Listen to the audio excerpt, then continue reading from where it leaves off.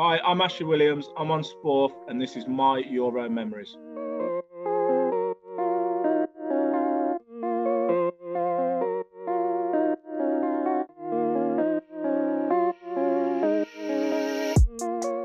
It was pretty much chaos, really. A lot to deal with, and none of us had experience of anything like that. So we'd probably lean on Gaz Bale a little bit as to how things work, because there was so much new stuff to deal with that we hadn't dealt with: sponsorships, rules in place, money situations, everything. We never even thought about it. We didn't plan ever. So it was never like, if we get there, we'll put this, and this in place.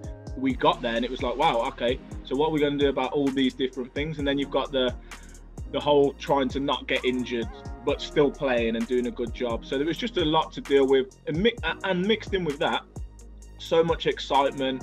I was in Swansea, so I was in Wales at the time, and going wherever you go, people are telling you the stories of, oh, we're going out, we haven't got a ticket, or we're making a holiday of it, or whatever. So you had all the bits to work, and as captain, trying to sort out so much stuff with the excitement of the tournament.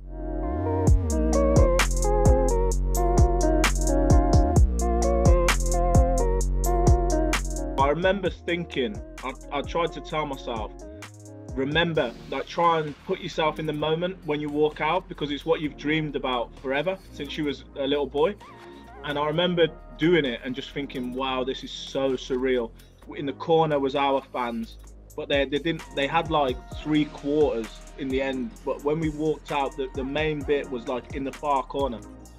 National anthems got played, and it was like nothing else.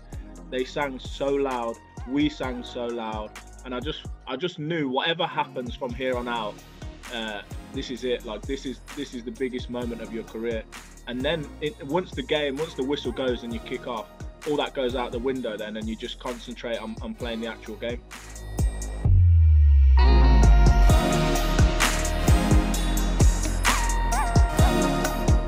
It was crazy, and I don't know if you remember, but we had the whole back and forward thing with Gaz and the England team. So they were just jiving and chipping away at each other for like for the build up. Anyway, since when we played Slovakia, all eyes were then on in the England game.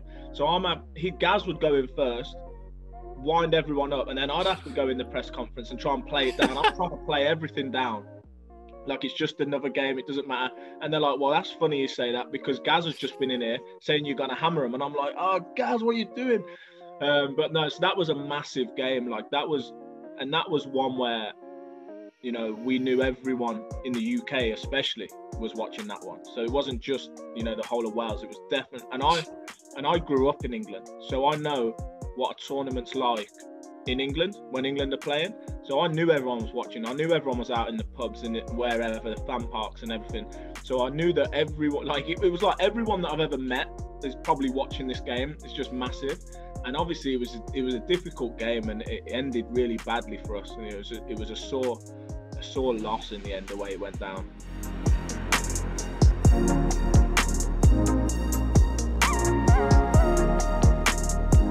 Yeah, well, listen, the free kick was like near the halfway line. Yeah, that's true. He took the free kick next to me, basically. His run up started like next to me at the back.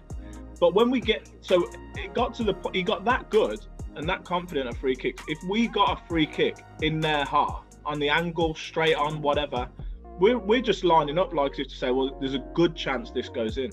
So I remember that was a far one, and I thought, oh, you're making it obvious you're going to shoot. He's very far out, I'm not sure.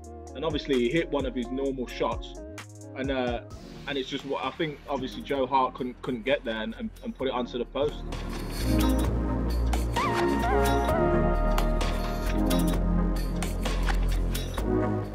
In hindsight, looking back, it was perfect. It was perfect for us to do, get into the semi-final. I'm not sure we would have got to the semi-final if we didn't lose to England. If we'd have drew that 1-1, maybe we wouldn't have gone on that far, because when we lost that game, it was so devastating. Like, as captain, what can you say about it? And the goal was scruffy. It was, I don't know, it was like the 98th minute or something. Everything you could think was in that goal. So it was just a hard one to take for everyone. And then it was like, well, we've got one game left.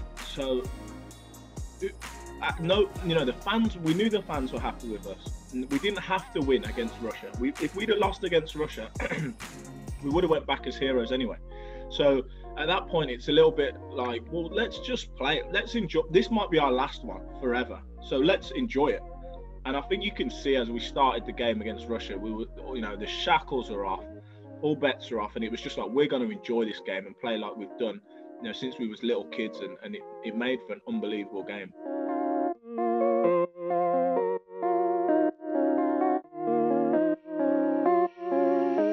Yeah, so it was bizarre, really. So we played Russia and then done really well. And then it's like, so then you're like, well, we've done enough now. Whatever happens from here is fine. And then we get Northern Ireland. You know, with all due respect, I think then everyone thought we should win.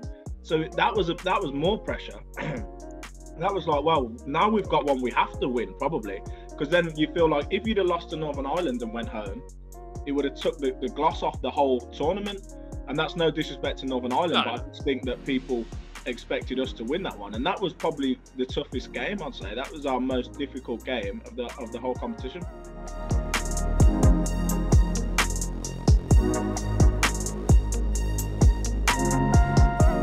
You know, people mention it all the time, and you know, I've been fortunate that I've achieved a lot more than I thought I would in my whole career. But that night is the night that sticks out for me. I think the goal, obviously, like, I don't score many goals. It was an important goal. Just like the celebrations after the goal, and then, you know, going into the whole thing was just so good. Going into the second half, they were pushing on, and we knew it was difficult. This is like, they're probably the best team in the world at that point. I think they was ranked second, but you know, they're bringing people off the bench, and you'd love to start them, these players. And then obviously Hal's goal is so iconic now, and I remember it's just like slow motion, because I had a great view. I had the best view in the house. I'm right behind him on the halfway line, and he turned, and I'm like, oh my gosh, they've all gone for it. I'm like, no way, I can't believe it. And then I'm like, Hal, please slot it in. He scores in the celebrations, and then the real one was when Vokesy scored his header. That we knew we wasn't going to lose then. And just remember, he's quite emotional, really. I think all the players are emotional after that game.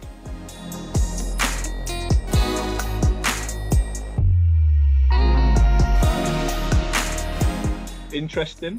I can't remember it, but I think that as well, that team, we enjoyed our wins. Like, we didn't hold back at all. We knew how to celebrate a victory, and even though we knew, like, after Northern Ireland, we knew we had Belgium coming up in a few days, but we celebrated that like it was our last night ever on earth. Like, we went for it the whole night, all night. I pulled an all night. I had no shoulder. I had to keep leaving the hotel and going to get a scan. I had like 3 or 4 scans on my shoulder. So I'd go and I'd come back, and in reception would just be Chris Coleman with like a big pint for me every time. So I was still in my kit. I woke up in the morning in my kit, in my flip-flops, mud on my knees. I hadn't even had a shower because I got injured. But we celebrated well after that. And the Belgium one was a little bit special. I remember everyone's kids were on the pitch, and it was just a nice moment. And then we can't believe it there. We're in the semi-finals, and we have to keep saying, like, this is bizarre. Like, almost, are we in a dream? Like, what are we doing in the semi-final? We never expected it.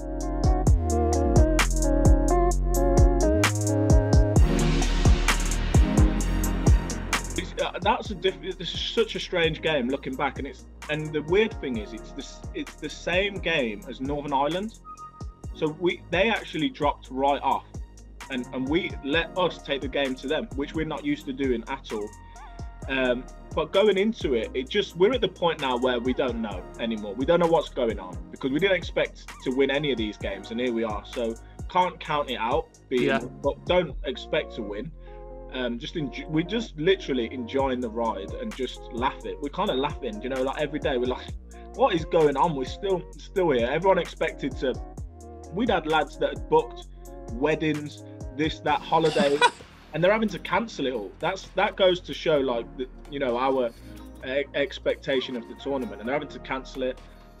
So when we got to Portugal, against Portugal, it was a bit like we'd love to get to the final, but again, you know, we knew it was enough. The game was a little bit disappointing. The only thing really that was disappointing was the actual 90 minutes itself from our point of view.